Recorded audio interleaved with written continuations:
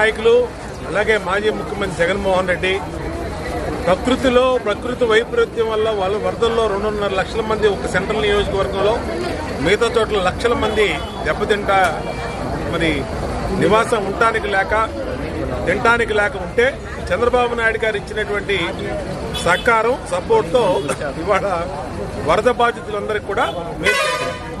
ఇవాళ జగన్మోహన్ రెడ్డి కనీసం ఒక బటర్ మిల్క్ ప్యాకెట్ ఇవ్వాల, ఒక వాటర్ ప్యాకెట్ ఇవ్వాల, ఒక భోజనం ప్యాకెట్ ఇవ్వాల. కానీ వరదలను కూడా రాజకీయాలకు ఉపయోగించుకునేటట్టు మాట్లాడుతున్నది దుర్మార్గమైన విషయం. ఇప్పుడు ఇక్కడ స్వచ్ఛంద సంస్థలు ఇవాళ మా జంగాల సంస్థలు అని మా పార్టీ లీడరు తాడేపల్లి నుంచి వాళ్ళ అబ్బాయి మంగళగిరి నుంచి వీళ్ళందరూ వచ్చి మా నియోజకవర్గంలో వరద బాధితులు మా మైనార్టీ సోదరీమణులందరికీ కూడా పెద్ద ఎత్తున మరి సరుకులు, నిత్యావసర సరుకులు ఒక్కొక్క కిట్టు 2,000 రూపాయలు చేసేది వాళ్ళకి అందించడం జరిగింది. ఇలాగా ఎక్కడెక్కడి నుంచో స్వచ్ఛంద సంస్థలన్నీ వస్తున్నాయి, ప్రభుత్వం అంతా వస్తుంది. జగన్మోహన్ రెడ్డి మాత్రం రాజకీయం చేస్తా ఉన్నారు. తాడేపల్లిలో కూర్చొని లేదంటే ఎక్కడంటే జైలుకి వెళ్ళి వాళ్ళ నిందితుల్ని, క్రిమినల్స్ని పలకరించి, అంటే criminal party Jaganmohan Reddy YCP party వాళ్ళు ఇవన్నీ కూడా చేస్తూ ఉంది.